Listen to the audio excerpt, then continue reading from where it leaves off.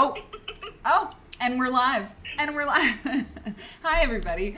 Welcome to Quilt Nerd. It's time. It's a different time. Thank you for pivoting. Usually the show's on Tuesday night. We keep it as consistent as we can, and I think we do a pretty good job. Considering we've been doing this show for a couple of years now, and for the most part, when Quilt Nerd's going to be on and when we're traveling and all that. Anyway, I shouldn't make excuses or whatever. I traveled yesterday. The travel gods were not with me, and I woke up at 3:30 in the morning to get on a plane at 6 a.m. to go to St. Louis and then come to Chicago, and I was like, I'm fine. I'll get in early, and it's totally fine. I've got hours. And then anyway, I had to move the show, and I didn't cancel the show. I just moved the show because I was like, I got to see my nerds. I want to do the show. There's so many wonderful things to share. But it just couldn't happen last night. It couldn't happen. And so maybe what's happening right now is that there are some people watching the show who are like, oh, this is the best thing I've ever heard in my life. This is great. I love a Wednesday show. I wish the Tuesday show were on Wednesday. We could take a poll. We haven't changed the schedule in a while. Well, actually, we have, because we're doing the first week of the month is we have a week off over here in the production studio, because in order to do things for the show, you have to have time away from the broadcast. I've found. I don't know what's going on here. I haven't even checked anything out. So on Positive Threads, I just love looking down. Zin Furia. Oh, an Aussie in NYC. Oh. Okay.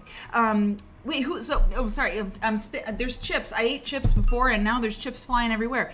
We have welcome baskets in the chat for E. Madi. Hey, E. Madi. Yvonne is here. Oh my God. Sorry. I love to see it. And everybody. And E. Model says, hi, Quilt Nerds. Just saying hello for the first time. I'm normally a lurker. Oh my God. I live in Australia, and I'm normally at work. You're normally at work, eh? But not today. Interesting. We love to see this too. Excited to be here live. Love the show, Mary. Oh my God, that makes me feel so good.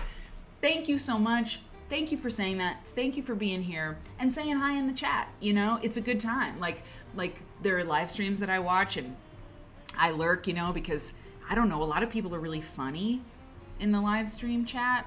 And I'm like, is this thing I'm about to say funny? Or I'll, have a typo or something and be like, oh my God, I just did something so stupid. That just looks so stupid. And everyone will remember. No, and I'm not saying you haven't chatted because you have, some kind of neurosis like I do, but it sounds like you're at work in Australia. That's probably why. But anyway, for anybody else who, who doesn't say hi, there's just, it's the best place in the world to say hi, I think, sometimes. But regardless, it's fantastic to have you here. And I have not been to Australia. There's 2 places on my bucket list. I'm not like a world traveler. I do not have the wanderlust. But I do, South Korea. I'd like to see Sydney. I'd like to see Melbourne. I would very much. I would like to do that. And everyone is going to Iceland. So I was kind of interested in Iceland, and now I'm not. I just don't like to join things. It just seems like everyone goes to Iceland now. Everyone in a certain corner of the world. My husband spent some extended time in Iceland, so yeah. I don't want to offend anybody on the interwebs, but offline I can tell you some things about Iceland. Oh, really? Oh, interesting. Yes. Iceland is very culturally interesting. Oh, is it? Is it culturally straightforward? Some things are just a little different than the U.S. Interesting. Personal space, things like that. Oh, really? Well, I don't like that. At all. Interesting. You know what? Quilts from Iceland. It's going in the notes. We still do this, We still have our content worksheet. You bet we do. Icelandic quilts. Icelandic quilts. Now, by the way, I love everybody, and I am disappointed in everything equally. You know what I mean? Like in politics, it's all bad. I think it's all bad equally. So I also love everybody and every country equally. So Iceland, I love you too. I love you so much. So there's no shade being thrown at Iceland. Also Bjork came from Iceland. So Like, what do New the York kids is an do? incredible emissary of a foreign country. So, yes. Yeah. I have to give Iceland a lot of credit for New York. You She's know, awesome. she's we don't deserve her, basically, I think. So anyway, I see friends in here. I see Ivy and Jacob Jellies. And so on Positive Threads, hello, my dear. And Grits and Butter. And listen, if Bisbee Crafts is out there, Bisbee Crafts, you ain't got to say hi, but I just want to thank you for the message that you sent. It was very good. And you're right. I'll say that. Zenfuria. Is that that's like the coolest name, you know? It's like Grits and Butter, you know, Druid Godmother. I mean, all of the names are great. Zenfuria, I mean, it sounds like Fury Road. It sounds like who Charlize Theron in Furiosa on in Mad Max. Wasn't it the remake of Mad Max? Isn't that what it was? Yeah.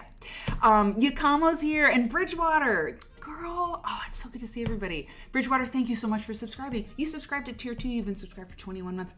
That is amazing. Can you believe we've been doing this show 2 years? Joyce is here. Kay. Oh, my friends. Robin. God bless America. And Bonnie.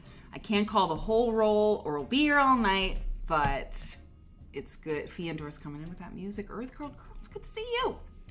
Wonky, thank you so much for subscribing. At Tier 1, you've been subscribed for 10 months. That is almost a year. That's crazy. Amy Pabst got the backwards N. I just hate... sometimes I don't call a roll because I don't want to, because then if I miss someone, I don't know. Babe's here. Qua, you got those little hedgehogs. They're those little bets. Anyway, I'm glad to be here. The gang's all here. That's right. So, what can I tell you? Oh, well, Stephanie Cake and I were talking about TwitchCon and how we went to TwitchCon last year, and that was so great, so much fun. It was just wonderful to be with her, you know, and like be together. And Kenny was there. Like Kenny, I don't know if you're out there in the chat. That was amazing. Hey, it's Shug. But that was really cool. This year, I don't think it's gonna happen. And Steph and I were talking about it before the show, and you know, you kind of made a face. You're like, and it's in Vegas. So we want to get to the quilts, and there's a lot of really wonderful stuff tonight to show you. And I thank you again, everybody, for pivoting to tonight. I appreciate it a lot. But so you're not super into Vegas, and we won't spend too long on this, but let's talk about this. Yeah, you know, I think about, you see those videos or movies that, you know, look like old school Vegas, you know, and the Atlantic City scene, and, you know, Frank all the Sinatra, kind of, like, cool Rat Pack kind of stuff. No, yeah. And then you actually go to Vegas and you're like, ugh. But I came back from Las Vegas with an illness. Ooh, that's not good. That took me down so hard. Was it 2009, I think? Oh, it was bad. And that'll do yeah, it. I don't. Yeah, my doctor still he was like, I don't know what this is, but all you had to do was say Vegas. oh no, that's like. Yeah. Yeah, that's bad. That's really bad. Yeah. Okay, yeah. so those aren't good. I'm a gambler. I know people like to gamble, but I'm just not much of a gambler. So. I have vices. Someday when we'll do Quilt Nerd After Dark, y'all, and we'll talk real talk about vices. But I mean, gambling ain't one of them, and I praise the Lord, which is an interesting connection because we're going to talk about church tonight. That's right, real church and quilts in church. But gambling. I mean, I feel sick. You put that $20 in that thing, and it's like you're lucky if you get 5, and it's just like, nope, that's not fun. I don't feel high off of that. Like, I never want to do that again. So that's not cool. But I do have to say, I've had a good time in Vegas a few times. I've done the Vegas experience, and it's been great. But I have a rule. There's a Vegas rule. What happens in Vegas stays in Vegas. Well, definitely. But I write in a diary, so my diary definitely knows what happened in Vegas.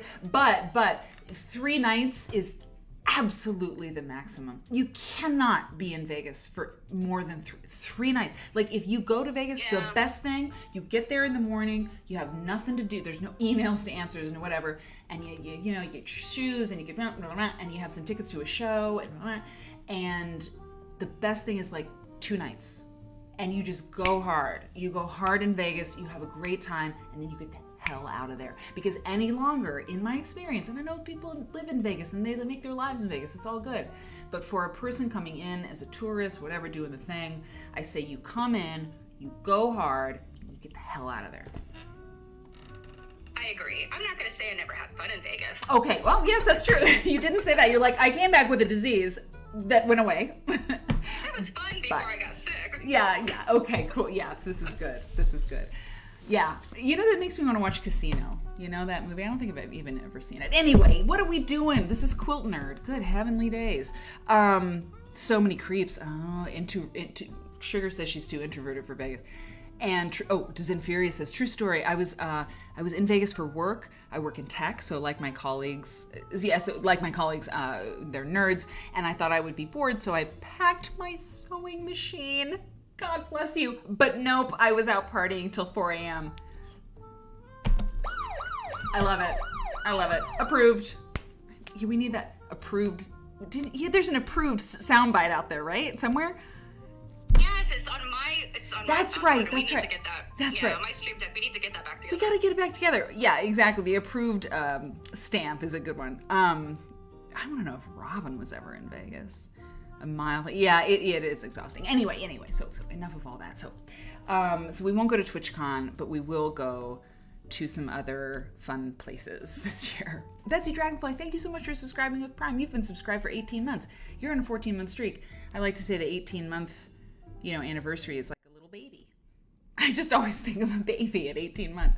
Okay, hey, look, I got small. Let's look at the show. You smoked a cigarette, Zen. Not approved. Not approved. You know what? I think we need Emma Andres on that. And there was no monkey business about it either. That's right. That's what she'd say about Vegas. We start the show with, that's right. Robin lives in Reno. I totally forgot. That's hilarious. Okay. We start the show with an intro quilt and, a quilt to kick us off. And I really like this. I like this quilt. So this quilt comes from this book, and I don't know that we've talked about it before, and we're Abe Books affiliates on the show, so we get a few ducats if you buy a book with the affiliate link that's in the chat box here in Twitch. And it's great if you're going to get one of these books we talk about on the show. Just like use the link. It's the same thing, and all these books are used. I mean, you can probably find this book for I don't know, a few pennies. And Mary Mashuda. So again, this quilt that we're going to look at in more detail comes from this book. We may have talked about this book, but I don't know. But I do know that Mary Mashuda wrote this book, and we have talked about this book. And this book, Babe Loves Shoes. Same. This book is fabulous, and I kind of got obsessed with the style. In fact, my mom got me a manicure and a little outfit, and it's linen, and I love linen now. I think I'll be 44 in a couple weeks, and I think like the flowing linen phase, like I'm fully inhabiting that like can't wear this to Vegas kind of phase. I'm all about it. But Mary Mashuda wrote this book, Wearable Art for Real People, and we looked at it some time ago. This is the back of the book, just wonderful fabrics, right? So good. And it's a garment making book, and this is her mom. I think, is it her mom? I think it's her mom. Anyway, these garments, oh my God, I love them. I love them so much. I mean, I would rock that. I'm not saying it would look amazing. I'm just saying I would love to wear this, right? And if I had any garment making ability, to be fair, I've never tried, okay? This is, as the kids say, fire, okay? Did they say it anymore? I don't know. They don't say it's on fleek anymore. So I know better than that. Is that a sweater? That is a sweater. I mean, really? Oh, I got problems. I love that, not as much. The vest, I don't know. That's hot. That is hot. I mean, right? Stephanie, that is cool. That is a cool garment. It is. It is. And when this book came out, I probably would have like made barking sounds at it, but oh yeah, I too have come around to that flowy linen part of my my history, my personal history. Yep. And I like this stuff now. Yeah, I do too. I got some weird green screen thing going on over there. So yeah, I mean, it's like completely where it's at. It's interesting. I just wonder. I'm going to put it out there. If anybody does anyone need editing or writing services? Like, if you can make garments, I don't know if I do this, but I appreciate it. Like, if you can make garments and I can help you with something, like, I'm a good editor. Like, I can't be paying people to make me bespoke clothes, but what do you need with the word stuff? Because if you make me this, I will do something very valuable for you. Wow, that sounds gross. I'll make it worth your while. Anyway, it's fantastic stuff. And Mary Mashuda, there was just one other picture I wanted to show. Again, this one is not necessarily what I'm about. Definitely the pea pod flair, not so much. But you gotta appreciate, you gotta recognize that this vest is pretty awesome. That's some kind of cute pea pod flair, though. It is cute pea pod flair. I would wear it either, but that's kind of cute. Give me 10 years when I'm doing it's the 54th birthday, I may be I connect with pea pods and I'm gonna wear them, and I have earned the right to hate everyone who doesn't like my pea pods. You know what I mean? But it's just beautiful. It's just gorgeous. The colors are fabulous. Everything. So that's Mary Mashuda, and she did that book. So we like her. And I mean, she was like, I want this picture on the cover of my book. And it's like, yes, you do. We also want that. So the intro quilt tonight comes from this book that she did, Story Quilts, Telling Your Tale in Fabric. And it's a very interesting book. I mean, it was published in, sorry, Steph, hang on, 90s, C&T, 92, and it's got lots of instructions and things. And this quilt is in the book. And Lillian, you subscribed with Prime. With Prime, you've been subscribed for 9 months. That's also a baby number, right? Thank you so much for subscribing. All of my subscribers don't even know. You keep me going. You make me feel all of us, that this community is it's valuable. Not because there's a monetary value, but because this is, we're not just shooting the breeze on the street, which is also valuable, but there's something to this content and this community that's worth supporting to keep it going. You know what I mean? So I really appreciate you. Thanks, Lily. So this quilt is in this book, and I'll tell you what we know about it. So it's called Little Redheaded Girl, and it's by a feller named George Taylor. And so this is from this book, and Mary Mashuda writes, "We all remember parts of our childhood with a chuckle. George Taylor related such a story to me when he was a guest in my home, and I liked his story so much I even began a folder for him. He finally succumbed." I think she means a folder for her book. Probably not just a weird, creepy folder. I made a folder for you. So it says George's story. Quote, "I attended a grammar school, furnished with old-fashioned combination desk chair furniture. I sat behind the same girl in both first and second grade. She had red ringlets, which kept falling across my desk. And annoying me. Uh-oh. No. At the beginning of second grade, I warned her, 'Keep it off my desk or I'll cut it.'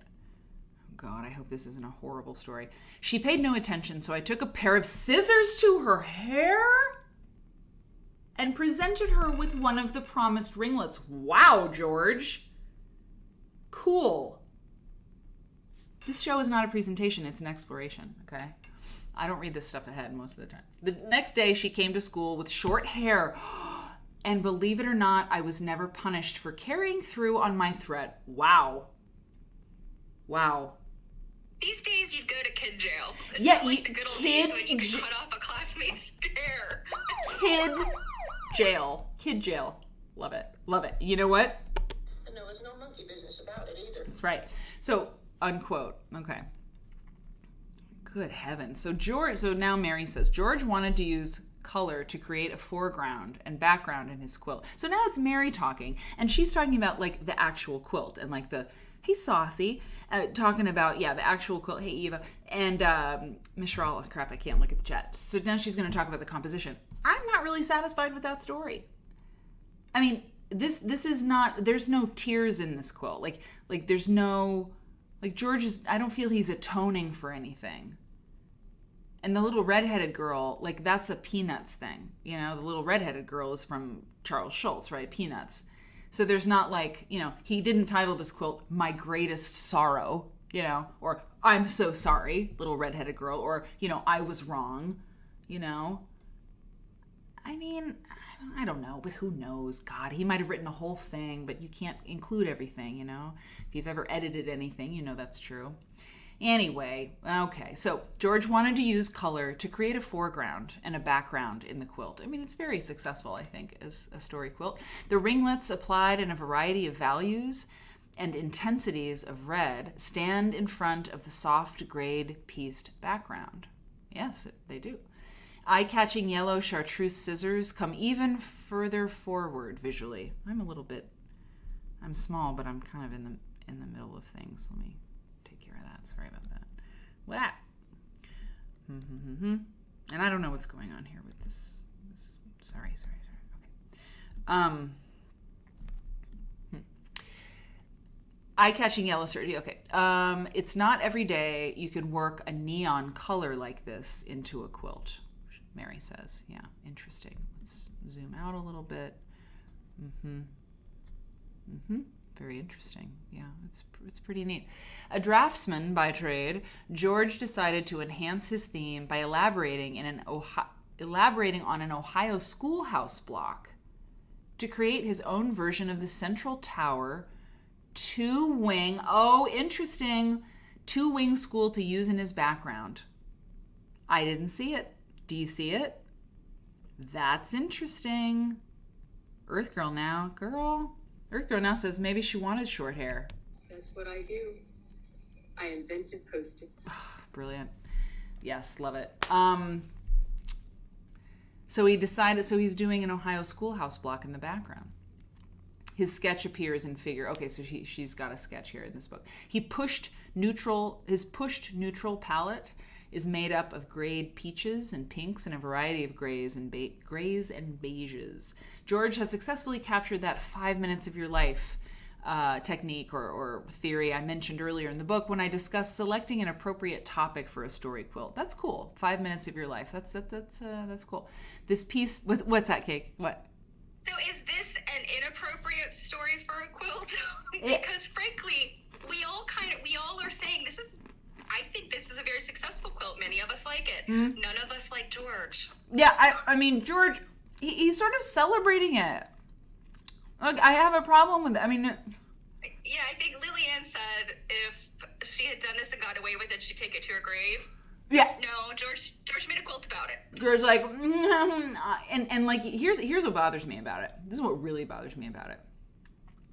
He said, at the beginning of second grade, I warned her, quote, keep it off my desk or I'll cut it. Keep it off my desk. Not keep your hair off of my desk, human being. Not like, I'm not going to get too upset about this, but it's like, keep it off my desk. Like, that's pretty damn hostile, George. I got to tell keep it. Anyway, so the lastly here, the piece speaks to us as viewers in a number of ways. Come on, come through, Mary. Are you going to throw a little shade? You can. It presents things to see at different viewing distances. It displays a sophisticated use of color. No. And because the quilt is intriguing, we want to spend time decoding its story. Well, we've decoded it, and we say, that's right. Anyway, we have fun up here, and it's a good time. But hey, Lynn. So yeah, that's our intro quilt. Mary Mashuda, this is the book. It's really good, and it really does have a lot of good instruction in it from 1991. This is, I mean, yeah, we've gone over it. I wanna wear that and that. Oh, I love the shape of it. Ooh, I love the shape. Oof, oof, oof, oof, oof. So cool. Damn. All right. So there you go. So now what we're gonna do I bought that for the research I was doing for the paper for uncoverings. Do you have any idea? Do you know, Cake, just from like AQSG stuff, when do they tell you if you got into uncoverings? It's so dumb, but I don't know. I mean, I'm not sure. I don't either. I don't know either. I thought. I know that I know for like the seminar stuff, they had, the deadline, and then people would be, whatever, notified. Yeah. But I don't know about uncoverings. I think they announce who's going to be in the next uncoverings at seminar, but I don't think you can't wait that long to tell somebody, because that's like several months. And like if I got in, and believe me, knock on wood, like I do not. I really, I'm preparing myself, okay? But if it's going to happen, like I want to know like right now so I can start fixing everything that's like jacked about my paper. You know what I mean? So anyway, I don't know. But when I was doing research for that thing, I ordered a couple issues of American Quilter magazine, and my beautiful friend Linda P, who may be out there lurking, the magazines actually came from her. I really like this magazine very much. It's interesting. So this is from summer 1991, and I was looking at some discourse that was happening in the quilt world in the early 90s about art quilts and so forth. We've talked about it. We'll talk about it again. But I got the American Quilter magazines from 1991, and like the whole year. So there were 4 of them. And this is one of them. And wow, that's fake. Is that what's happening here? That's not real ivy. No. I think this is like a painted background. Don't you think it is? It looks like a stage or like a set. It's super. That is a painted. And it's definitely astroturf in front, I think.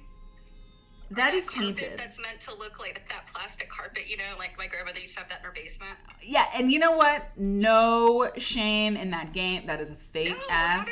I mean, you can style it. Go for it. Listen, I mean, location shooting, trust and believe. Not fun.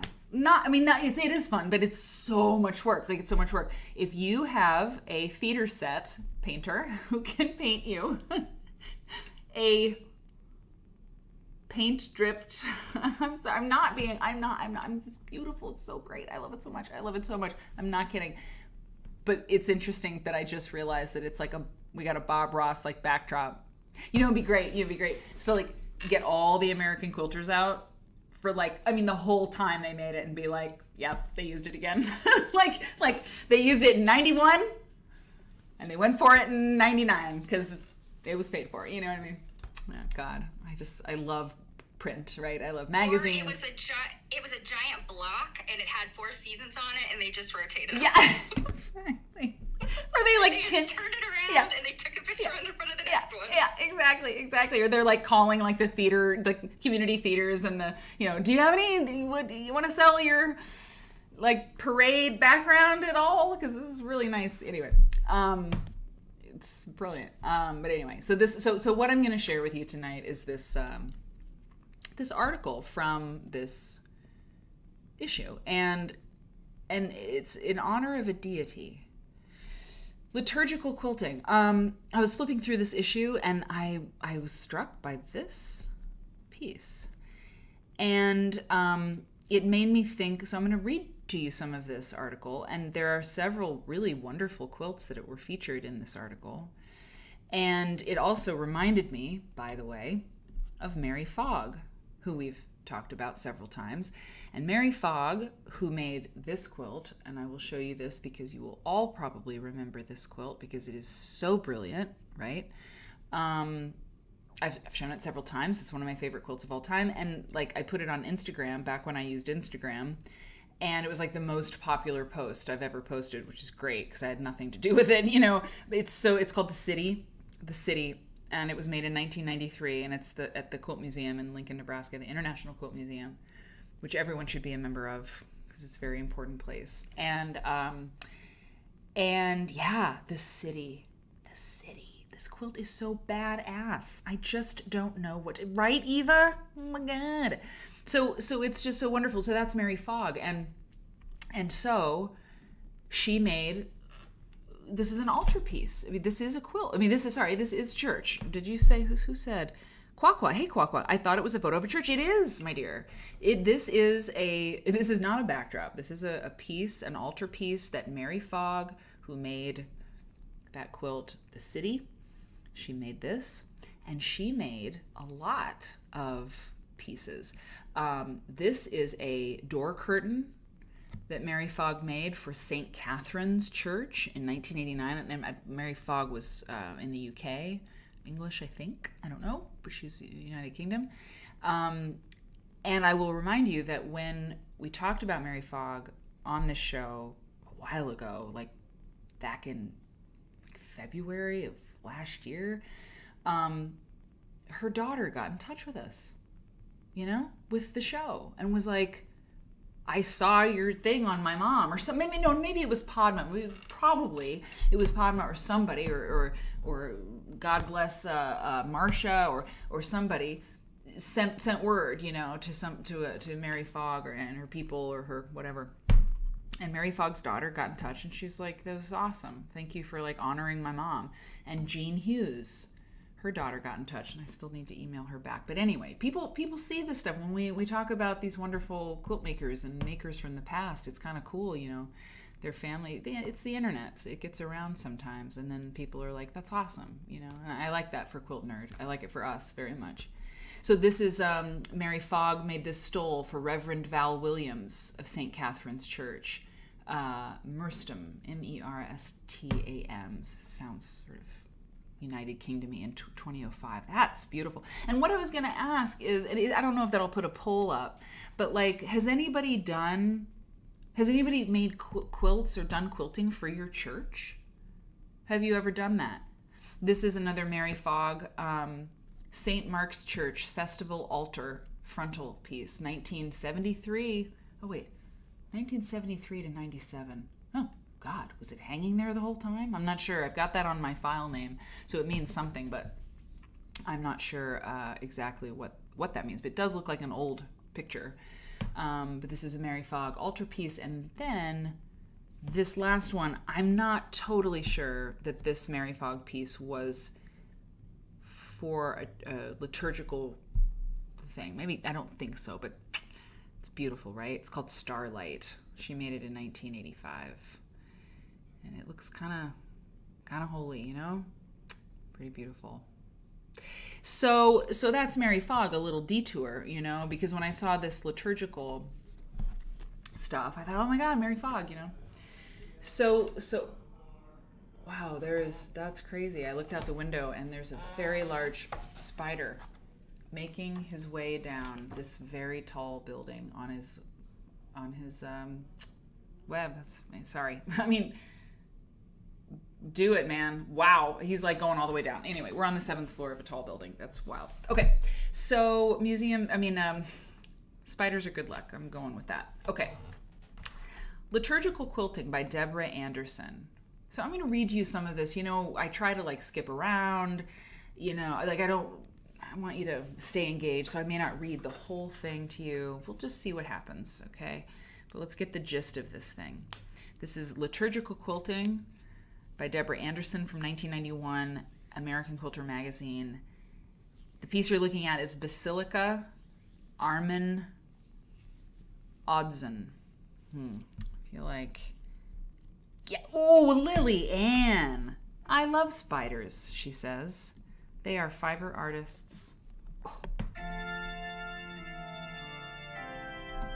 That is a legit comment. Hey, Mother Nature. Kaz JH. Kaz is here. Oh, Kaz. Oh, wait. And just all the things. Champagne. Please, can we? Okay. So, Basilica Armin Odson. Yeah, I want to write that because, no, Mother Nature, good question. I think you're asking me that. Hold on. It'll take me a second maybe because sometimes it logs me out of the chat, which is really annoying. But if it does, I'll pop it in for you. Yeah, I'm going to give it to you, Kate, and then you can pop it in the chat. So this is called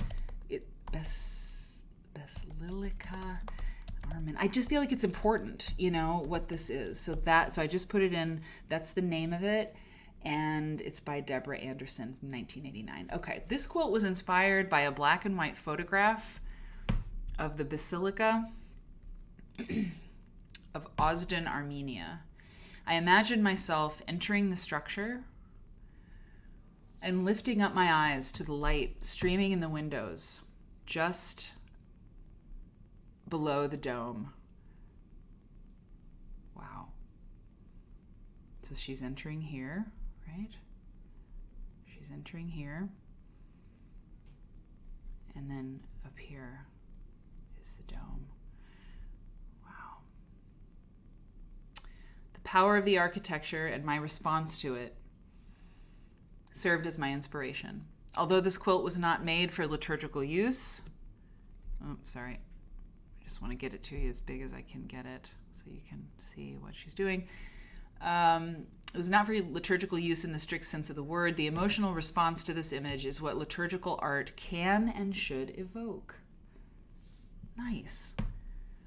And the article says also, all the examples of liturgical textiles pictured in this article are shown out of context. To measure the work's success would require seeing each and the total environment in which it is used. Well, she's doing a fine job with this piece already. That's very cool. So she says, since early times, textiles have been used. By the way, the piecing in this is amazing. Textiles have been used for liturgical purposes. Embroidered, woven, needle-pointed, hand-appliqued, occasionally even hand-quilted pieces have been an important part of the fabric of worship. The prayer shawls used by the Old Testament people give witness to the antiquity of this usage. The specific articles used in worship have not changed much. For instance, the priest still wears a stole, but the visual language of the stole has changed a great deal. The traditional symbols and so forth. Okay, she's talking about that. I want to show, I mean, look at these. Look at the flowers, like cascading down. Very, very beautiful.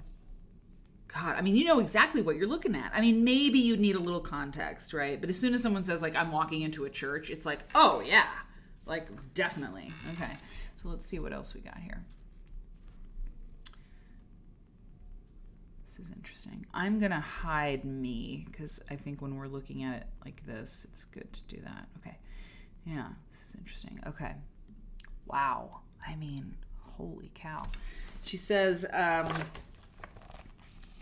traditionally, the quilting medium has been considered to be only distantly related to arts such as painting and sculpture. Oh God, I can't talk about quilts as art. Okay, hang on. No, okay, let's read what this is. In this altar cloth, traditional symbols are simply drawn. Chi-Rho, that's C-H-I-R-H-O, is a monogram for Jesus Christ, and the Alpha and Omega signify the beginning and the end of all things. Heavy white raw silk was quilted to cotton duck, and striped gold silk was used for appliqued and reverse appliqued design motifs. This green gold striped silk, green gold, eh? Yeah, okay, yeah, the color's not great, but it's the yellowish that you're seeing is green gold, it seems. Lily's got it, yep. Bridgewater too. The green gold silk was used for applique and reverse applique design motifs. Oh, so sorry. This green gold striped silk was chosen because of the gray-green sandstone of the large altar. The highly textured white raw silk was the proper color, quote unquote, for the celebration of Easter. That is a very, well-engineered piece of that's an object that's like, right? Cake, right? You're nodding. Yeah, I mean it's simple. You know, I mean, I think as you were reading it, you said it was like the simple outlines, but it's very ornate. Mm-hmm. Yeah. And I think the letters are Cairo, right? It's Cairo. Right? Yeah. Great.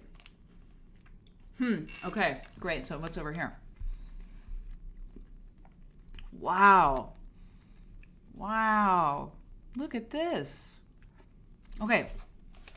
I mean, right now I'm just reading you the captions, but she does have something interesting here. So 7 Torahs in the Ark with High Holy Days mantles, each 13 inches by 7 inches and 23 inches to 33 inches long. Temple Israel, Columbus, Ohio. And Deborah Anderson made these, 1988. And the caption says, the requirement that High Holy Days mantles be primarily white presented a definite challenge. To create visually interesting mantles in a monochromatic color or non-color palette. My solution was to create light and shadow by quilting and pleating white wool fabric and by using silver-colored silk. Oh, okay. The Hebrew word rendered in silver silk was repeated in a loose, stylized way 4 times vertically in the quilted wool area. The act of cutting away the top layer of white wool to reveal the word on each mantle symbolized the revelation of God's word as written in the Torah. Wow. So even the process was symbolic. That's pretty awesome. You know, it's interesting. And I guess, are these Torah covers? Is that, like, I don't understand what a mantle... The mantle, so it's... I, learned all of these things, and now I don't know. But it's, who out there, who can help? Who can help? But no, it's yeah, they are, yeah, it is, yeah. I mean, that's what they seem to me. And I know that there is such a thing as a Torah cover, but I don't know if that's what these are. I think so. I think so. You know, it's interesting. There's a pretty large Jewish population here in Baltimore, right outside of Baltimore. And so I've been to a couple of synagogues here, and I think they all had some type of quilted, liturgical, item, whether it was, banners or a, quilt in the entryway that, Kaz is coming in. Torah covers. There it is. You're right. Yep. Ivy says covers over the parchment scrolls. Yep. Covered. Bonnie says, yep. Love it. Everyone's so smart here. Thank you for chipping in. Oh, I love it. I would be looking at this by myself, I'd be reading this and being like, but with Quilt Nerd, we get to do it together. It's so fun. So Anderson says, the extraordinary vestments, altarpieces, Torah covers, menorahs found in museums were not, so this is the article again, I probably did need to say. Okay. Here are these 2 other pieces I'll talk about in a second. She says, so these things that were found in museums in the past were not mass-produced, but were made by skillful artisans and craftspeople before the Industrial Revolution. Today, much liturgical art, quote-unquote, is ordered from catalogs. These items may function physically in the service or environment, but fail spiritually and aesthetically. Wow, this is fascinating. All too often, a small traditional symbol is merely affixed to a piece of colored cloth, creating a static image which does not hold the viewer's attention. Studies have shown that people can focus for only a very short time on a static image. A viewer's eyes should be encouraged to explore a piece of liturgical art to develop an understanding of the true meaning of the piece. I'm having a moment, honestly. It's so cool. When designing a liturgical textile, I strive to make it complex enough that new discoveries can be made when the item is viewed a second time or is viewed from a different distance. Yeah. Cake, you got something? Yeah. Okay. I thought you were. I usually read her pretty well. I'm loving what she's saying. Me too. The quilts. I don't know. Is this 2 quilts or is this? This it's sort of scary. You know what it is. I'm getting this kind of overwhelming feeling about it, and I don't know if it's.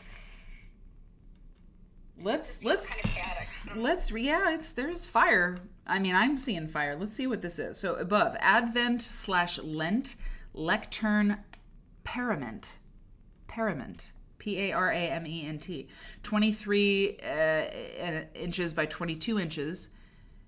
And she says in parentheses, extension to lower top of lectern, 19 and a quarter. I think this is Kern's Religious Life Center. I'm not totally sure. It's in Columbus. She made it, 1990. And she says the design challenge of this commission I'm going to zoom in now so we can see a little bit more. The design challenge of this commission was to create one lectern parament, which could be used during both Advent and Lent, two very different Christian liturgical seasons. Purple was used to express penitence and passion of Christ, and blues to symbolize hope. Okay. The 4 weeks of Advent are full of expectation, waiting for the birth of Christ. The 40 days of Lent led to the death of Christ and end with Easter. In this parament, the central light represents God, and all other forms surround and practically cover the light gold. The curved, upward moving forms in blue represent Advent and are repeated by dark purple forms to prevent the straight angular forms representing Lent from dominating the visual message. So it is one piece. Wow, look down here. I didn't notice this before. Look at the quilting and the crosses in there. Damn. So, okay, so here we go. We've got it. So this is the Advent/Lent lectern parament, okay? And this is the processional banner on the right. Processional banner, yep. And it's 35 by 70. Companion piece to the lectern parament. Okay, wow. There you go. Pretty neat. Yeah, the banners at my grandparents' church were never quite that interesting. No. I probably would have paid more attention. I mean, wasn't it brilliant where she's like, look, you can buy this stuff. That ain't gonna cut it. I mean, what do you want it to do? Like, have someone make something. It's fantastic. These are freaking gore. Are you kidding me? This, if I don't get Mary Mashuda stuff, I'm wearing this. Like, this is like, look, that collar, that's like a Peter Pan collar. That thing is awesome. And I'm loving this. I'm not being flip. It's absolutely gorgeous. No, I would not wear it, but it is very beautiful. And it is a priest and deacon stole here that is being shown. One of 5 sets. And she made them, Deborah Anderson, in 1989, Pontifical College, Josephinium, Worthington, Ohio. And she says this green set is used following Trinity Sunday until Advent begins the 4th Sunday prior to Christmas. Green represents nature and symbolizes God's provisions for man's needs. Absolutely gorgeous. Back to Anderson.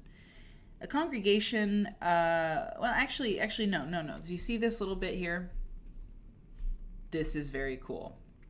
Okay, this is very cool. But I don't like reading things when the words are on the screen because I think that that's not interesting. So I'm going to show you these last pictures and I'm going to read what she has to say and then we'll look at what these are. So she says in this little box, it says evaluating liturgical art. And here's her checklist to evaluate liturgical art. Okay. Can I come back? I kind of want to come back. Okay, here I am. Hello. A checklist to evaluate liturgical art. 1. The message to be conveyed visually must be based in theology. 2. The textile must serve the given liturgy. 3. The inspiration for the visual language of the textile may come from anywhere. Beautiful. 4. Liturgical art must be perceived as a work of art. Religious or theological content does not necessarily make it a work of art. Who is this woman? I really like her. I love what she's saying. And then 5, the artist must create a work to meld the traditions and the attitudes of the congregation with the liturgical environment. Yet, the work need not narrate or refer realistically to a congregation's religious history. It may, in fact, be abstract. I mean, this is gorgeous. Okay, look at these. Amazing. This is above Beth Tikva Torah mantles. Beth Tikva, Worthington, Ohio. Deborah Anderson, made these in 1986. She says these 2 Torah mantles are examples of machine quilted liturgical art. Interesting. Gosh, they're really neat. Sorry, sometimes I just kind of like geek out on this stuff. It's so cool. I mean, so unexpected, right? Straight and zigzag machine quilting stitches done with decorative threads. On the purple and gold backgrounds, enhance the texture and the design. A satin zigzag machine quilting stitch outlines the applique and reverse applique forms. Sorry, let me get over here. I don't want to make you dizzy.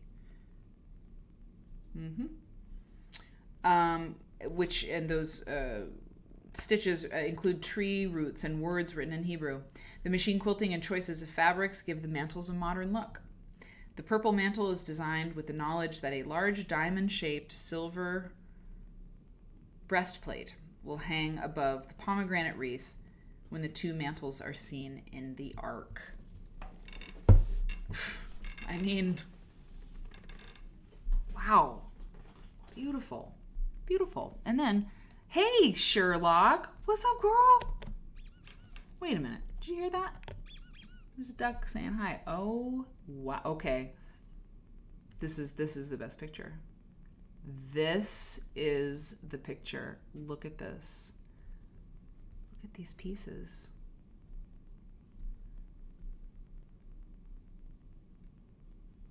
Wow.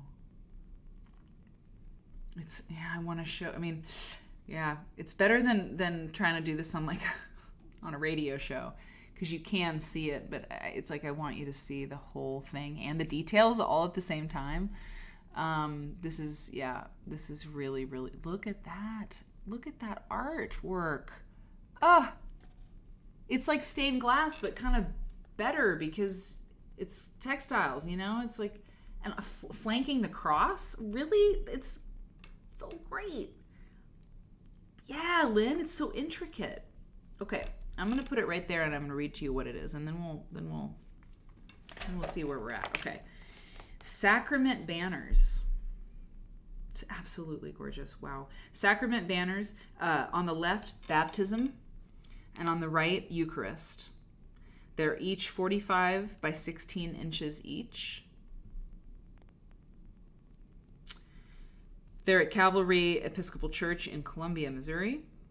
Deborah Anderson made them in 1988. She says an opaque projector was used to enlarge small banner sketches to actual size. So she's like using an overhead projector. It's 1991. Each 16-inch... Oh, wait. What did I say? Oh, sorry. 45 inches by 16 feet. Sorry. Yeah. Maybe everyone knew that I was wrong. Sorry, 45 by 16 feet. Yeah. So each 16-foot banner required two 8-foot projections. God, amazing. These images were projected on large pieces of paper, taped to a wall, which became the pattern pieces for the applique banner. Although the design and colors used for each banner are very different, the banners form a single visual unit with the wooden cross through lines in the banners which seem to extend the cross arms. Oh yeah, you see? Which seem to extend the cross arms and ray-like forms which appear to be emitted from this central cross.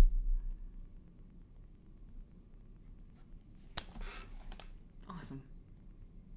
So great, right?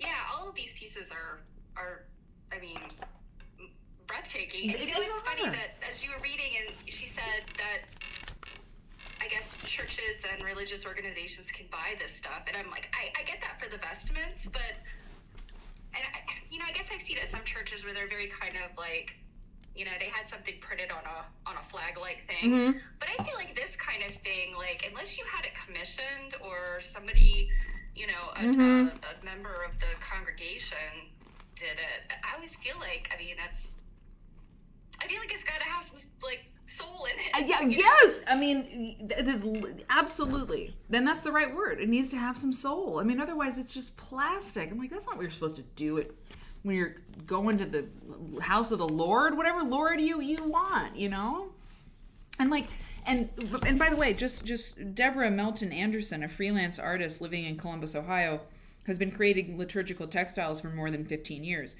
And an additional interest in recent years has been designing and fabricating quilts. She's in Ohio. This is interesting because, the art quilt, one of the very, very important spots, right? You've got like Southern California and Ohio in the early 1990s. And so very interesting that she's in Columbus. I mean, you've got, that's Quilt National and stuff around there. So in Ohio, really interesting. Yeah, beautiful. Yeah, Lillian actually made a point that in the Catholic Church, handwork is frequently done by nuns. Oh, and I know historically that was definitely the case. There was a lot of that. Really? Definitely historically. There's not as many nuns now as there used to be. So I don't know if there's still orders that do a lot of handwork. I don't know.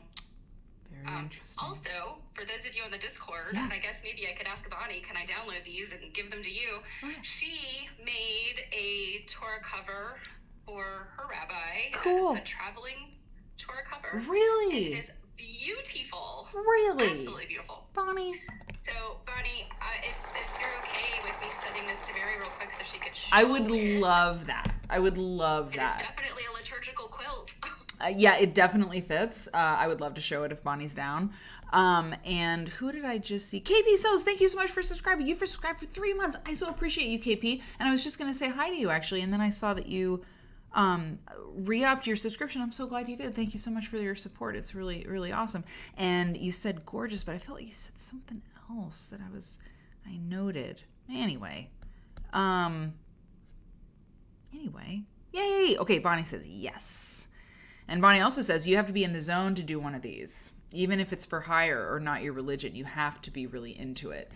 Yes. So let's see. I've got Slack open. Are you putting it in Slack? Is that what you're doing? Okay, great. Yeah, well, let's take a look at this, man. Okay. So there you go. I mean, and Mary Fogg, now we kind of see these and it's like, wow, she really did it. She really, don't you think?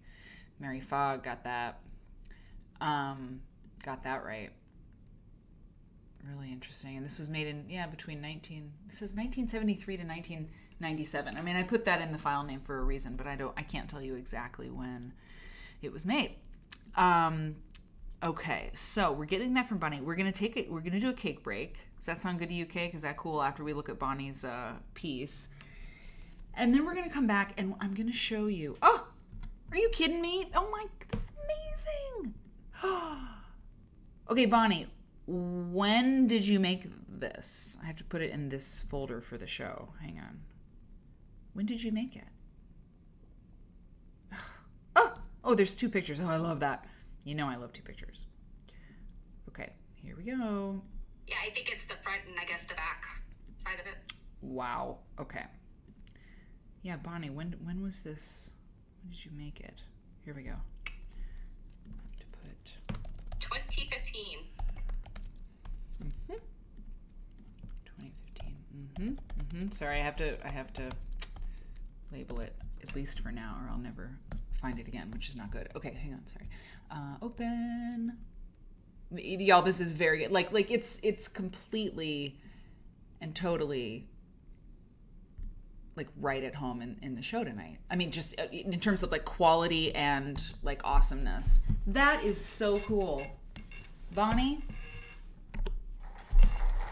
And she says it's for a small traveling Torah, but I'm looking at these itty bitty little squares and I'm thinking, how big is a small traveling Torah? Wow. Yeah, That's a lot. There's a lot going on in there. There is a lot going on in there. That's beautiful. Look at the back. This is so great. Bonnie is so great. Also, I mean, no disrespect. In fact, I mean, even more love than I have for this object already. It looks a little bit like a robot. That's like, dee, dee, dee, dee, dee, dee, dee, because of these little things.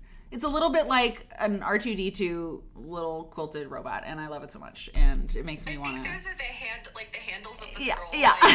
I think those are like the holy things that are part of this tradition. But it's so wonderful. I mean, it's just the rainbow. Are you kidding me? Oh my God. I can't wait to share this with a friend of mine. He's going to love this. This is great. Just wonderful. Bonnie, we have so many talented people. Also, what this up here? What is this art up here? I love this. Like, can we have more of that? And like, I don't know. It's fantastic. And I want to see all of the books on your shelf. Jewish female? That sounds amazing. Oh my God. Sorry. You were like, I didn't say you could look at all my books, but anyway, but you. I'm assuming that this is maybe her rabbi holding it. Oh, this maybe this so. Is like his office or something. That's what I'm thinking. Maybe. Yeah. Or maybe her. Yeah, I don't know. Yeah, I don't know either. But it's great. I can't tell. I can see an arm there. I can too. I think I see a knee. I think there's like a leg or something. I don't know what's going on. I love everything about the picture, and Bonnie, you really did a beautiful job. The gold cording on the bottom is just gorgeous. It's just fabulous. Okay, Kenny's here. Hey, Kenny. Okay. Are you down to give us the goods? Sure. Or some goods, or just talk to us. That's all. Whatever you want. Just talk to the people. Just talk to the people. Yeah. Yeah, I actually have some interesting intel to share. Maybe you guys know this. Excellent. I eat a lot of candies. Yay! One of my favorite candies is, of course, the Swedish fish. Oh yeah. Do you guys know what flavor a Swedish fish is? No. Mary's like, what? There's a flavor? I love Swedish fish so much. Is cherry? I mean, cherry? That's too easy. Is that your guess, cherry? I mean, everybody put your guesses in. I'd like to see what everybody thinks, and if there's anybody who actually knows. What's going on here? Red. They are red. Yeah, exactly. A nun maker. They're red. Eva says it too. Yes. Strawberry. Jacob Jelly says strawberry. Is it lingonberry? Sherlock. You know what? Sherlock's flavored. Probably right. IKEA flavored. Y'all are so funny. You're so funny. Loganberry, lingonberry. A couple people are saying that. Ooh. Yeah, you bunch of smarty pantses. It's lingonberry. Oh, that's amazing. Beverly got it. And I Sweet that. Beverly's and butter. As I read about it, and I was like, oh, that makes sense, because that's a Swedish berry. Oh my God. Yeah, elderberries and lingonberries. These are things in that area of the world. So amazing. Yeah. That's amazing.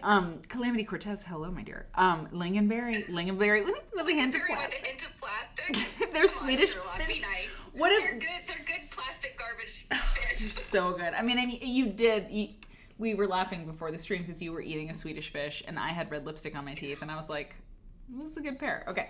All right, I'm gonna run to the ladies. I'll be right back.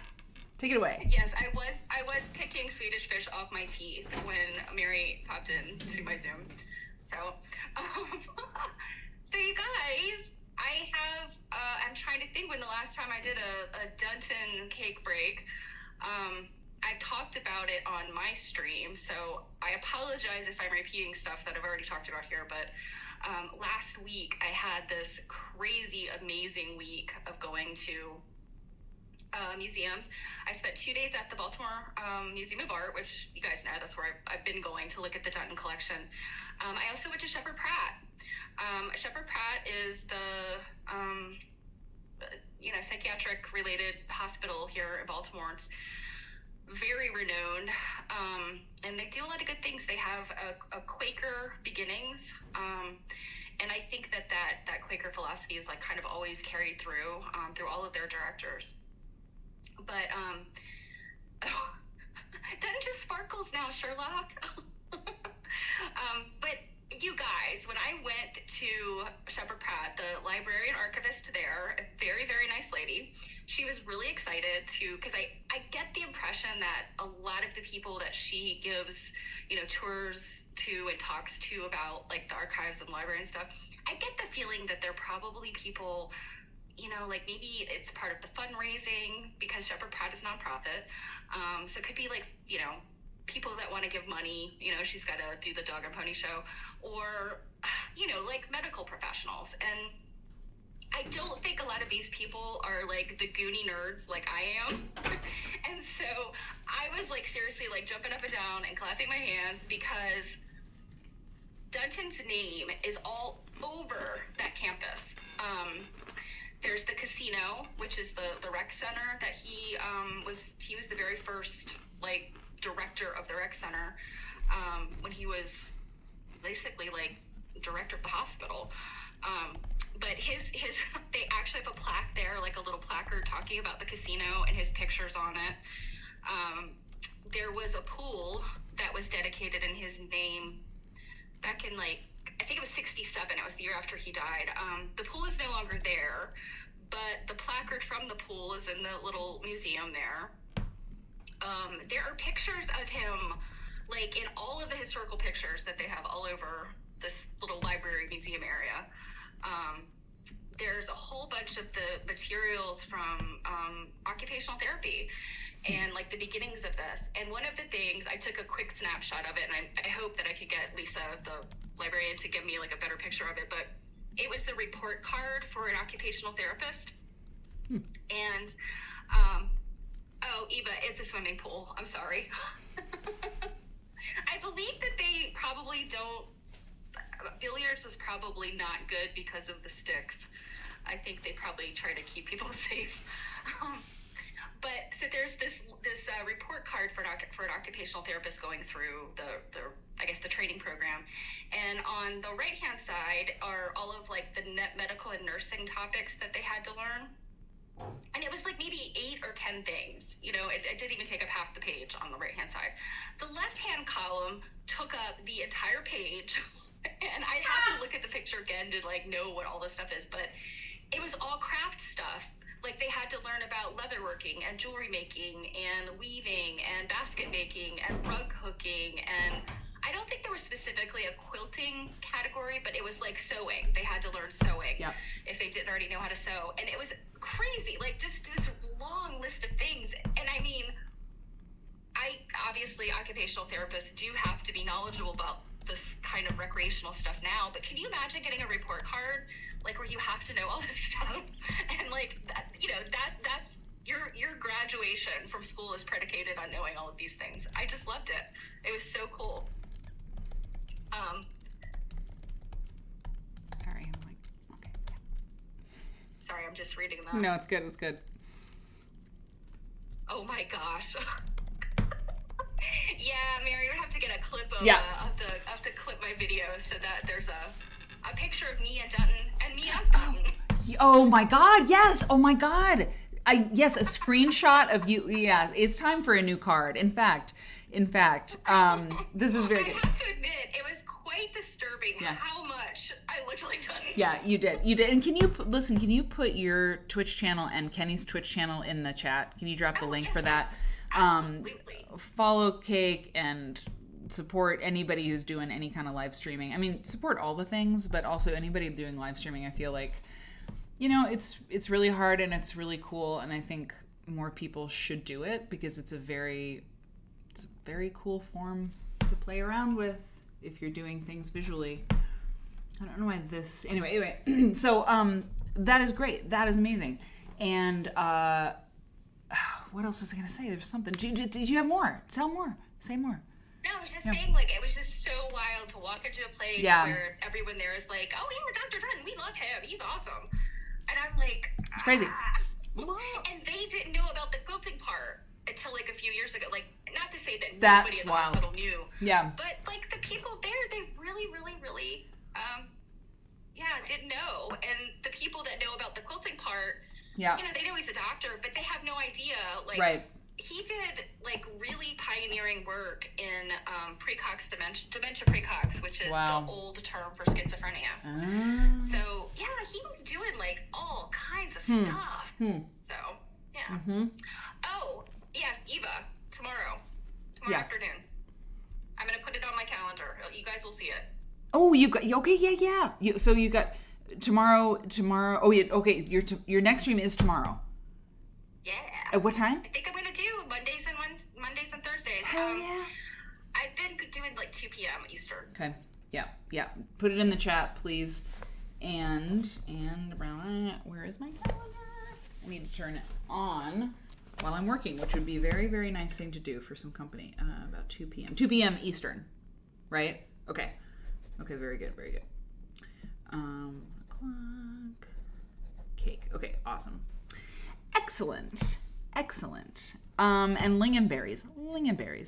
And Sherlock, by the way, says, it's so good to see you, Sherlock. I love when you find the people who are also geeked out about the stuff you're geeked out about. That's the best feeling. It really is. And, I gotta tell you, summertime is not, by the way, Cake, thanks so much. Summertime is historically not my favorite time of year. I kind of get the summer blues. I do. And yeah. And so like sometimes when you're there in that space, hey oddball, thanks for following the stream. It's a good time over here. You found a good space on the internet. It's such a big place, you know. So you find a good space and you stick around. We hope you do. So yeah, you know, feeling down and stuff, and like when you feel that way, it's hard to do things sometimes.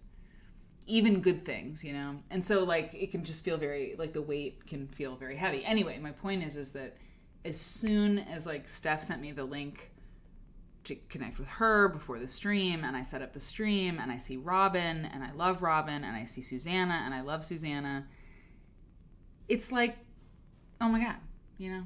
It's so good. It's so good. And so Sherlock, I'm with you, man. It's like, I'm with you, man. I'm with you, hairy man. Like what, you know? I'm with you, Sherlock Sows. And yeah, and I agree. And when there's nothing better than like hanging out with your friends and stuff, you know, if you're feeling a type of way. Okay. So, oh, and the other thing, there's nothing like this. There's nothing like looking at beautiful things when you're feeling a type of way. And so what I was going to do actually while Cake was doing her thing is I was going to open this and I didn't, but that's all right. Hang on, I'm gonna pull it down here. So Kumiko Sudo. Some of you may know about her. While I'm doing this real quick, Kate, can you, we'll put the link in the chat for the book that we're going to talk about, and then also tell me, because you know who this person is. When I said, oh, we're going to look at this person, you were like, oh my God, I know that. Who is this person in your experience? Kumiko Sudo. So, Kumiko Sudo, I knew that she was a quilter, or is a quilter. But I first found out about her just like doing little like sewing crafts, like little hand sewing crafts. She has this amazing bunch of books.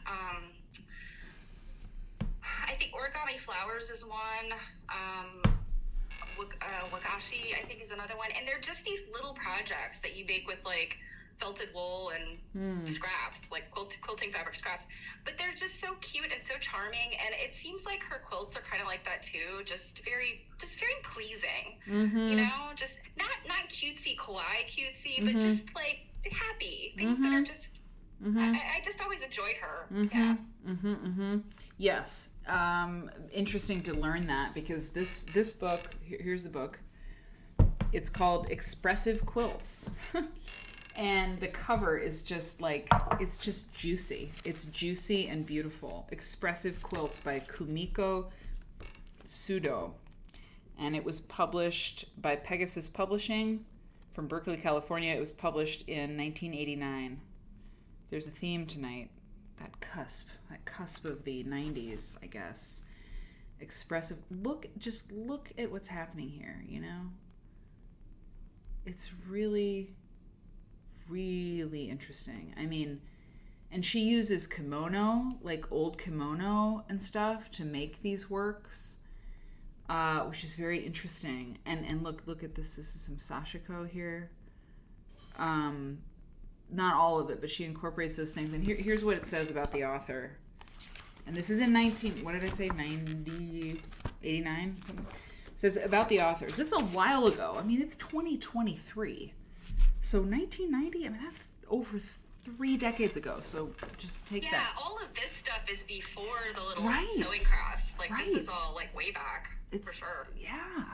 So look at that. Oh, look at the stitching there. Gorgeous. Absolutely gorgeous. Here, let's look at this. This is called Raging Sea. And I'll read to you about it. And this book is wonderful because she's writing about each one of these quilts, a little bit about it. But first, about the author. I graduated from the Ito Mohai Fashion Design Academy, and my first work was in millinery. Oh, that's interesting. I opened a fashion boutique, in Tokyo, where I also began my own craft/art school. Kumiko Sudo says, I taught 10 years at the Asahi Cultural Center and at 5 other art schools in the Tokyo area. I bet my friend Ryoko, she might know her. Kaz, you know Ryoko as well. Perhaps we could ask Ryoko about this. Okay. As the director of a patchwork home study course, my ideas reached quilters all over Japan. Well, Kaz, you may know her, for heaven's sakes. Well, you probably do. Also, I conducted an art teaching program on Japan's national television network, NHK. During this time, I wrote many articles for art craft magazines and published 4 patchwork and quilting books and several other art and craft books.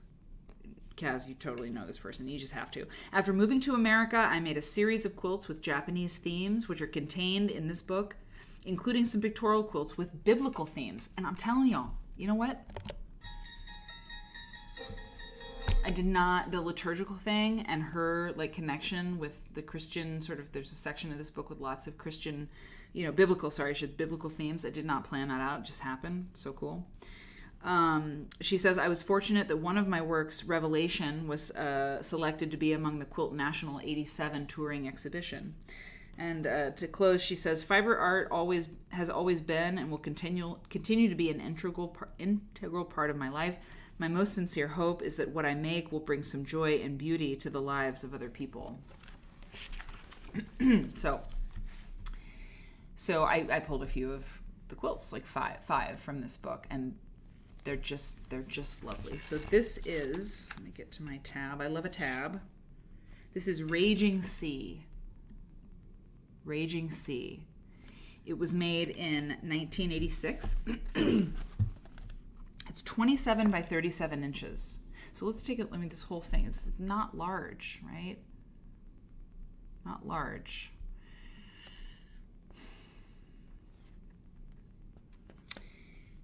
The 2 boats struggling against the storm symbolize my own inner strife. Hope troubled by despair. Prosperity in the face of ordeals as a result of my moving to America, leaving behind friends and family for a new life. Despite the thunderous night, I see a light beyond dark clouds, encouraging me to be a valiant fighter against all odds. This is the first work I made in the Promised Land, she says.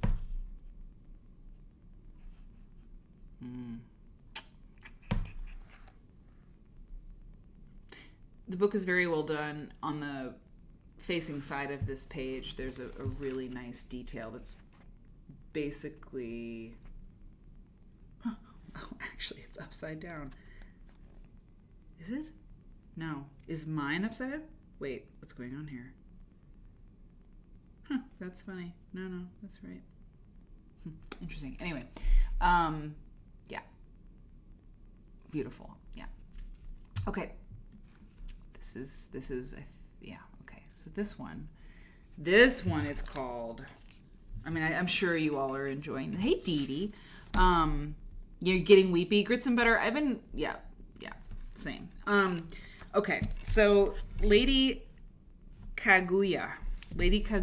It was made in 86 by Kumiko Sudo. It's 37 by 27 inches.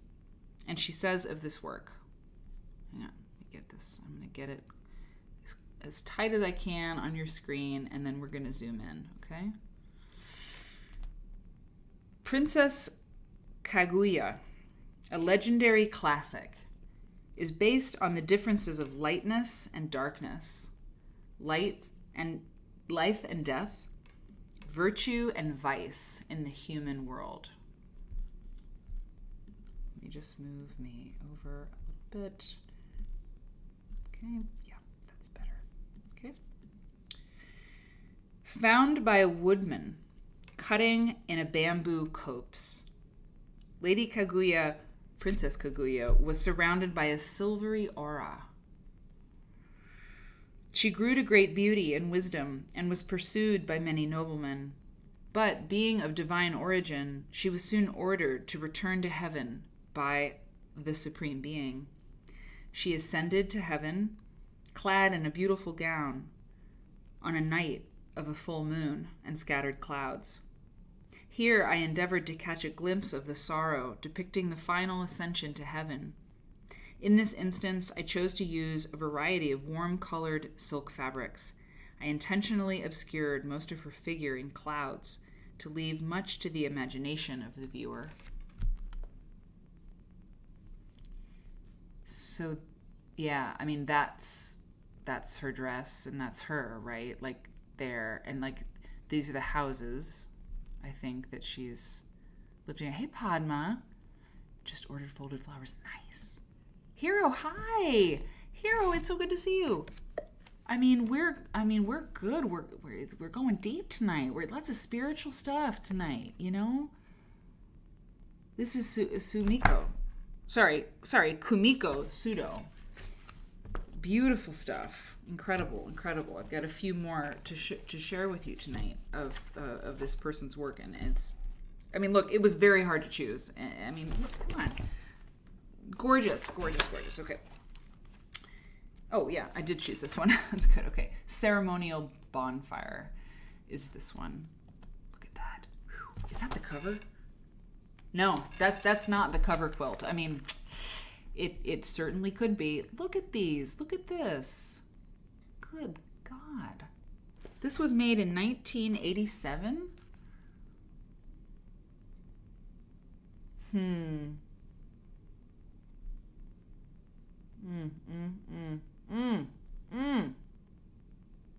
How about that?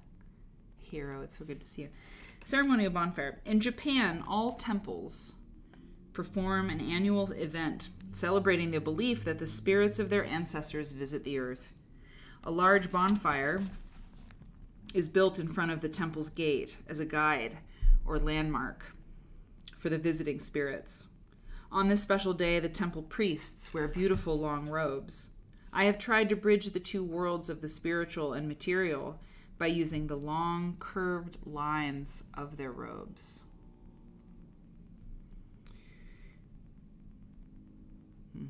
Within the ceremonial bonfire, I scattered shades of black, which represent the robes of temple priests. The blue colors are the quiet areas within each temple. The dominant color in this composition is orange, which represents the fire of the human spirit. Now, am I wrong? Right, Mother? Oh my God! What? Okay. Whoa, Hero, you're blowing me away here. But wasn't blue? Wasn't blue? Didn't the liturgical thing say that blue during Lent was the color of, like, it was the same? Hold on. Yeah, blue was. Yes, it has something to do with, like, serenity or peace. Peace. Yeah. Exactly. It says the curve. Okay, so in this piece, dang it. Hold on. Right here. I mean, we've got it. This is. I mean, I can drive this boat, y'all. I know how to hook it up here. Okay, hold on now. Yeah, purple. I know purple was for. It's not that. Purple was for one thing. Blue had another significance. Yes, exactly. Blue says, she says of this, she says, the blue curved upward moving forms in blue represent Advent and are repeated.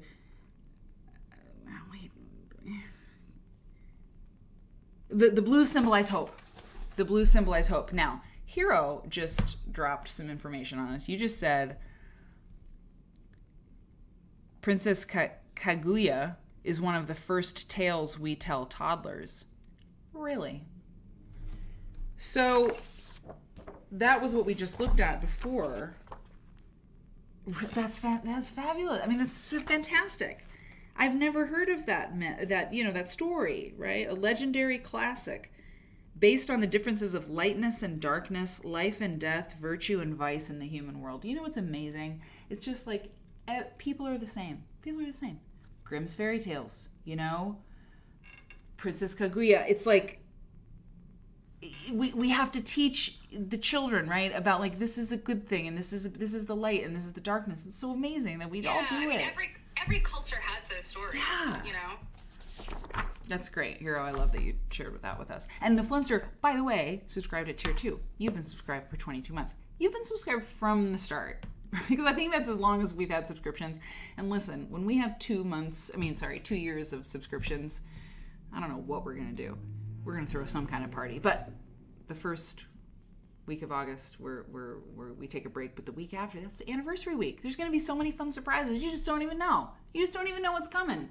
I have to figure out a few other things.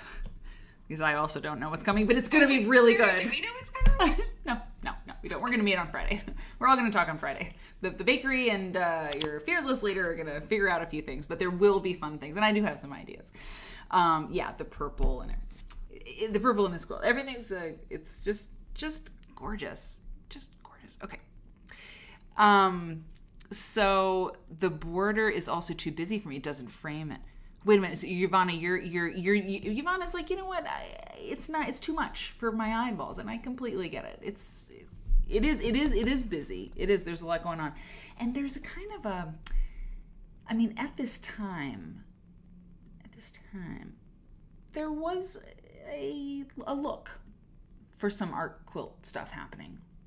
And to be fair, for some stuff that was coming out of Japan in the 1990s. I mean, look, there's always trends. I mean, look at the Modern Quilt Guild quilts coming out, in 2008. Or no, I should say, 2018. There's like a look. We could point to a few different, it is sort of a maximalist approach, right? This is kind of part of her more biblical stuff. This is called Missionaries from the South, this piece. Jade Answer, thank you so much for subscribing with Prime.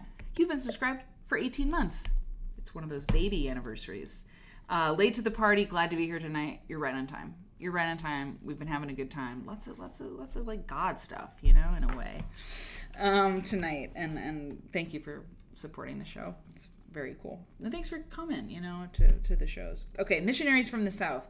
1987, in 1543, a large, strange-looking ship. Hold on. Appeared at the southern island, Tanegashima, with hundreds of men who wore baggy pants and short jackets. A Chinese who was accompanying them explained that they were Portuguese and their purpose was trading goods and spreading Christianity.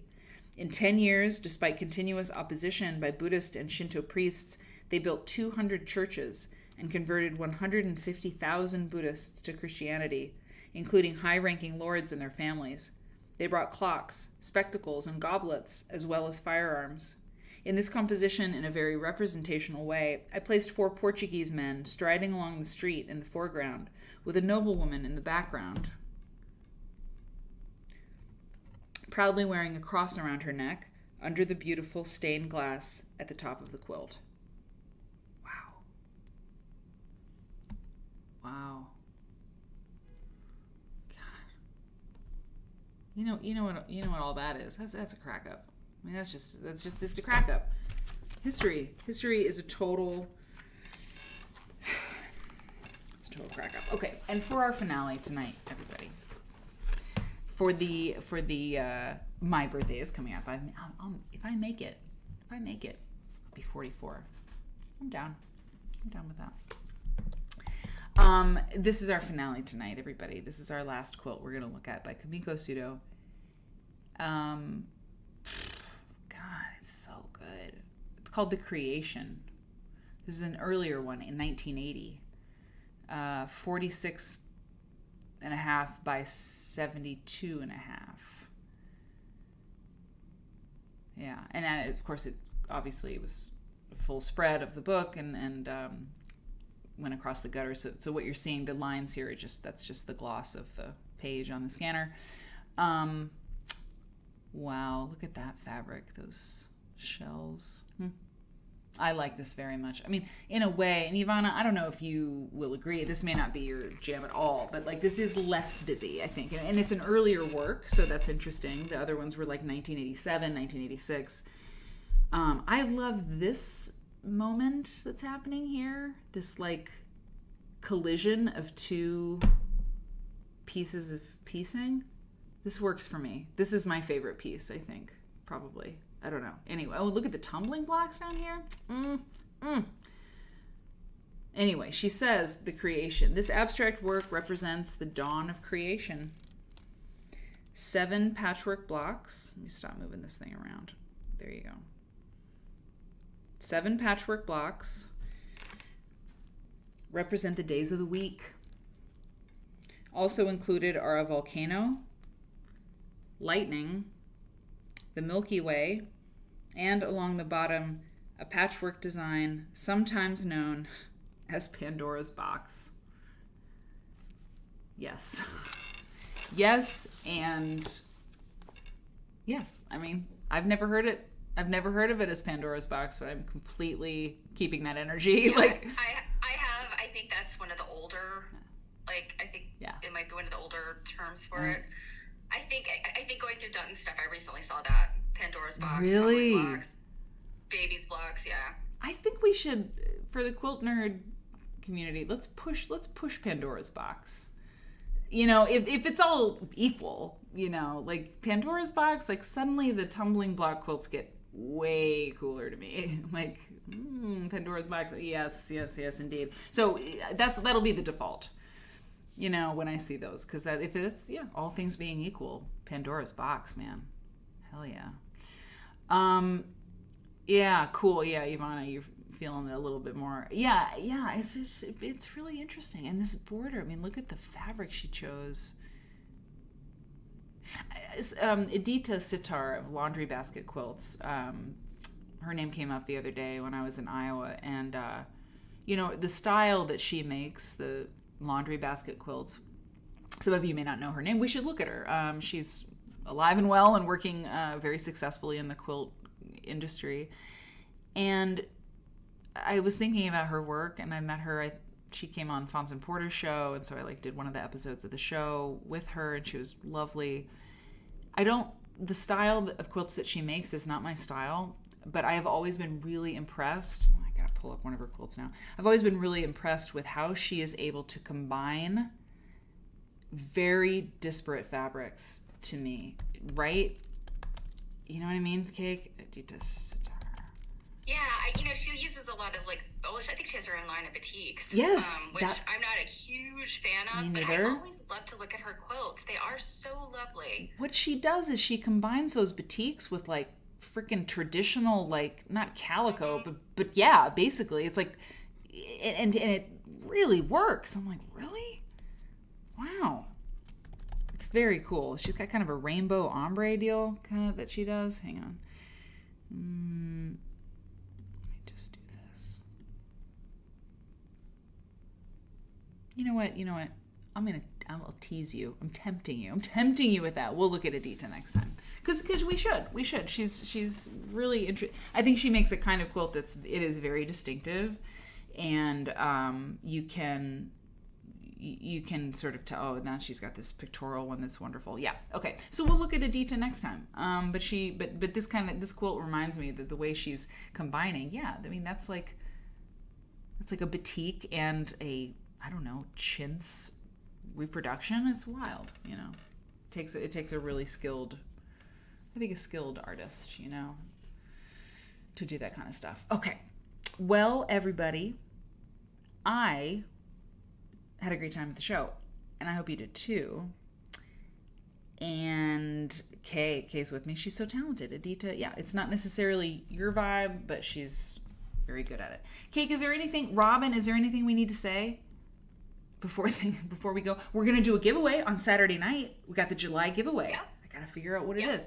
Tier 2 and Tier 3 people are getting goodies. Everybody who's subscribing at Tier 2 and Tier 3 is getting a goodie as per the announcement on Sunday at the VIP stream. So, what, you're laughing? Eva, my marketing manager, says, do not forget to mention my stream tomorrow. Oh, yes, please. Yes, do not forget. So, Eva, you're good. Is known as fig jam or fig jelly? Fig jelly. Fig jelly. You'll have to come by my stream to find out what that means. Okay, good. The cake spinoff already has inside jokes, Mary. Listen. It is, it's the spinoff show that, everyone should follow Cake and watch. And if you can't watch live, watch the VOD. I've got some catching up to do because I'm terrible. I'm terrible. No, you're not. No, I'm you're not. Busy. I'm terrible. Busy. Yeah. Anyway, so yes, so tomorrow and at 1:00 Central tune into Cake's show. And then, and we'll see you on Saturday. We'll do a giveaway for July. We'll have a great time. Oh, and here's one of the things we're going to do. Did you know that this book was reissued? Did you know that the red and white Infinite Variety book was reissued? Did you know that? It has been. And I got a copy when I was in Lincoln, and we're going to look at some of those quilts because we never really have looked at those red and white Infinite Variety quilts. And if you don't know what I mean, don't worry about it. Just wait. Don't read ahead. Hang out with us again on Saturday, and we'll go through it together. Go through it. Sounds like homework. Okay. Good night, everybody. Jill, Alex, hello, my dear. Sorry I'm out of pocket. It's kind of that thing. Anyway, take care.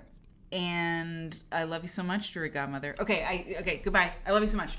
Okay, bye. It's really hard to say goodbye. Okay, bye.